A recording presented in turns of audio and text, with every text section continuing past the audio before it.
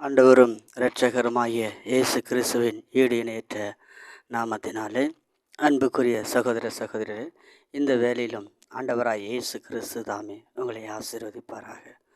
ஆம், அன்புக்குரிய சகோதரனை சகோதரியே, நம் ஆண்டவர் இயேசு பேசுகிறவர்.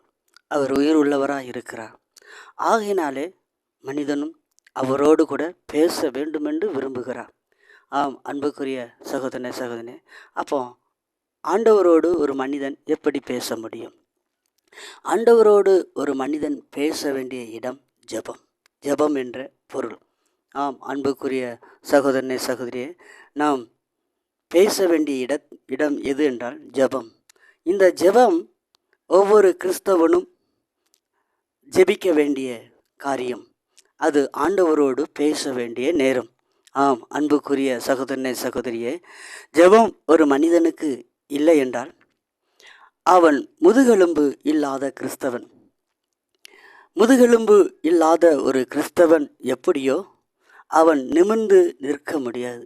அதே போல பாவத்திலேயோ அல்லது எந்த காரியத்திலும் அவனால் ஜெயம் கொள்ள முடியாது. ஆம், அன்புக்குரிய சகோதரனே சகோதரியே, ஆகையினாலே ஜெபத்தை குறித்து உங்கள் மத்தியில் நான் பேசலாம் என்று விரும்புகிறேன். இதை குறித்து காது உள்ளவன் கேட்க கடவன் என்று வேத வசனம் சொல்கிறது. ஆம், அன்புக்குரிய சகோதரனே சகோதரியே, இந்த நாளிலும் ஒரு ஜெபம் எல்லாரும் பண்ணத்தான் செய்கிறோம். ஜெபங்கள் எல்லா ஜெபங்களும் கேட்கப்படுகிறதா என்றால் எல்லா ஜெபங்களும் கேட்கப்படவில்லை. ஜெபங்கள் கேட்கப்படவில்லாததுனால நமக்கு கடைசியில் நம்மளுடைய சிந்தையில் அவபக்தி ஏற்பட்டு விடுகிறது. நாம் ஜெபித்து தான் பார்க்கிறோம்.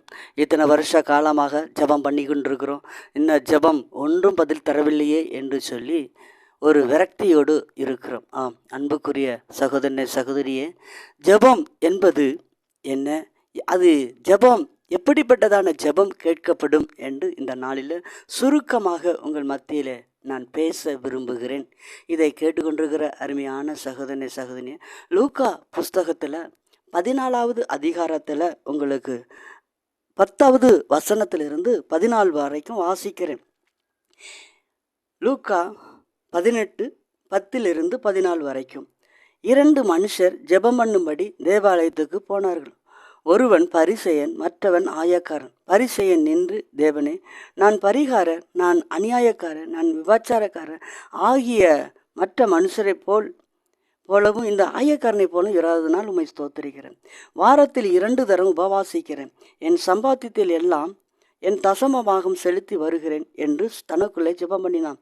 ஆயக்காரனோ தூரத்திலே நின்று தன் கண்களை வானத்துக்கு ஏறெடுத்து துணியாமல் தன் மார்பிலை அடித்து கொண்டு, தேவனே, பாவியாகி என்மேல் கிருபையாயிரும். அவன் அல்ல, இவனே நீதிமானாக்கப்பட்டவனாய் வீட்டுக்கு திரும்பி போனான். ஆம், அன்புக்குரிய சகோதரனே சகோதரியே, தேவ சமூகத்தில் நாம் ஜெபிக்கிறோம்.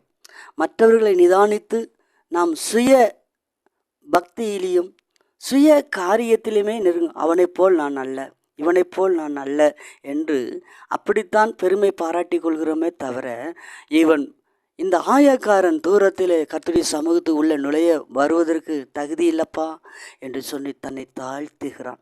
தாழ்த்தி தன் மார்பிலே அடித்து கொள்கிறான். ஆம், இயேசு சொல்கிறார், இவனே நீதிமானாக்கப்பட்டான். அவன் எல்லாம் செய்தது சரிதான், ஆனால் அவன் தன் சுய நீதியிலே நின்று கொண்டிருக்கிறான். தன் கர்த்தருடைய சமூகத்தில் போய், தேவ சமூகத்தில் போய் தன்னுடைய சுயநீதியிலே நான் இப்படியெல்லாம் செய்கிறேன் என்று தன் சுயநீதியிலே நிற்கிறபடினாலே அவனுடைய ஜெபம் கேட்கப்படவில்லை.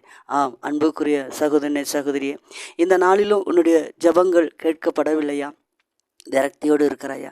நீ கர்த்தருடைய சமூகத்தில், ஆண்டவரே, என்மேல் கிருபையாயிரும், நான் எவ்வளவு வேணும் பாத்திரவான் அல்ல என்று தேவ சமூகத்தில் வந்து உன்னையே நீ தாழ்த்துவாயானால் கர்த்தர் இந்த ஜெபத்தை, தாழ்மையின் ஜெபத்தை ஏற்றுக்கொள்வார். இன்னும் மத்தேயு புஸ்தகத்தில் 8வது அதிகாரம் 19வது வசனத்தில் அங்கு ஒரு ஜெபத்தை பார்க்கிறோம்.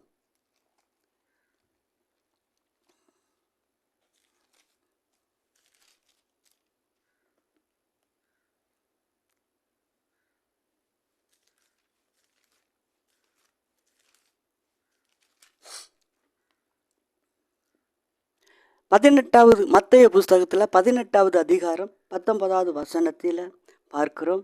அல்லாமலும் உங்களில் 2 பேர் தங்களில் வேண்டிக் கொள்ள போகிற எந்த காரியத்தை ஆகிலும் குறித்தாகிலும் பூமியிலே ஒருமனப்பட்டிருந்தார்.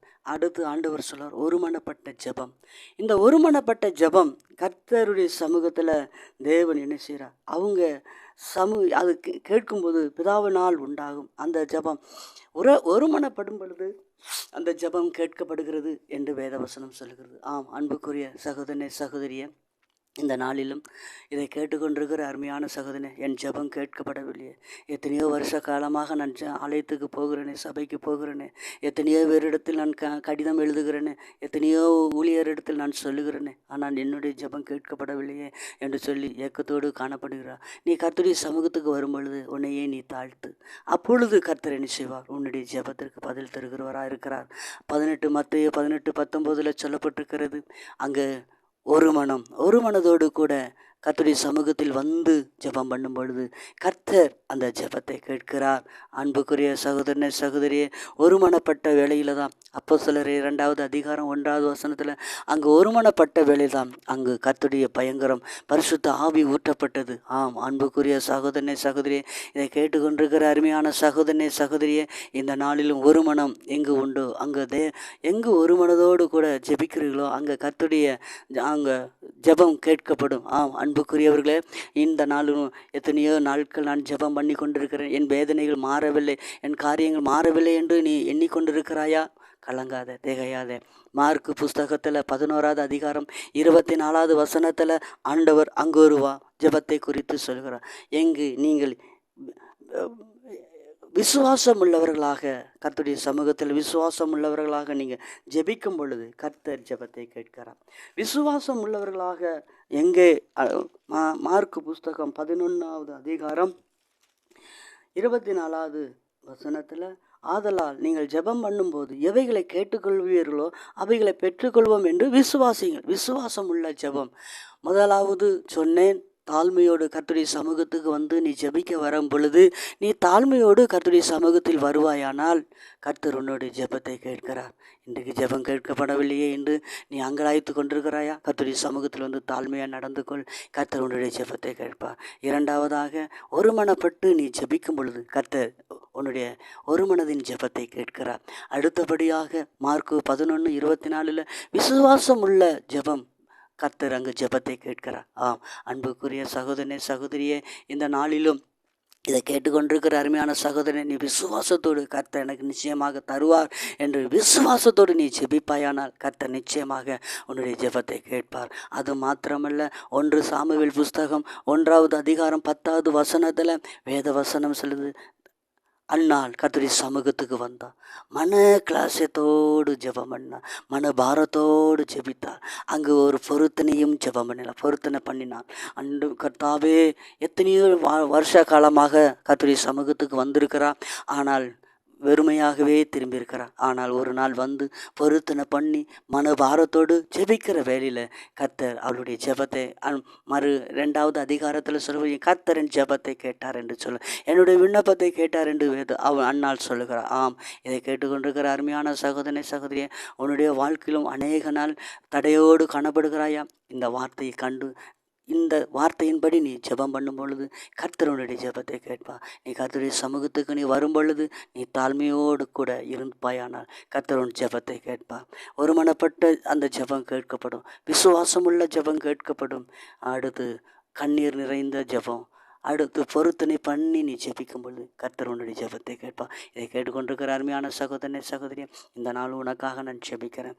எல்லாரும், ஆண்டவரே எனக்கு விசுவாசத்தோடு நான் ஜெபிக்க, ஆண்டவரே பொருத்தனை பண்ணி கர்த்தருடைய சமூகத்தில் நான் ஜெபிக்க எனக்கு கிருபை ஆண்டவரே என்று சொல்லுவீர்களாம். ஆண்டவரே உமக்கு நன்றி செலுத்துகிறேன். இந்த நாளிலும் ஜெபத்தை கேட்டுக்கொண்டிருக்கிற அருமையான சகோதரனுக்காக சகோதரிக்காக நான் ஜெபிக்கிறேன். தடைப்பட்ட காரியங்கள் ஆண்டவரே ஸ்தோத்திரிக்கிறேன், ஆண்டவரே ஸ்தோத்திரிக்கிறேன். தொழிலில் தரித்திரங்கள், குடும்பத்தில் உள்ள தரித்திரங்கள் ஆண்டவரே ஸ்தோத்திரம். இருள், குடும்பத்தில் உள்ள இருள் விலகட்டும் இயேசுவின் நாமத்தினால. அற்புதங்கள் நடக்கட்டும் ஆண்டவரே. இந்த வேத வசனங்களை கேட்டு இந்த வேத வசனத்தின்படி நான் ஜெபித்த வேளையில் கர்த்தர் எனக்கு அற்புதங்களை செய்தார் என்று சொல்லத்தக்க, சாட்சிகளை சொல்லத்தக்க நேர அற்புதங்களை செய்யும், பெரிய காரியங்களை செய்யும். இயேசுவின் நாமத்தில் ஜெபிக்க நல்ல பிதாவே.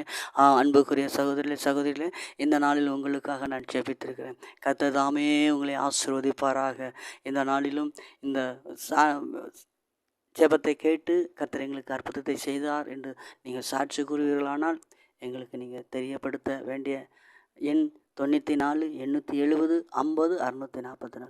இந்த எண்ணுக்கு நீங்கள் எங்கள் செவிகள் கேட்க சாட்சியை அறிவீங்கள். கர்த்தர் தாமே உங்களை ஆசீர்வதிப்பாராக.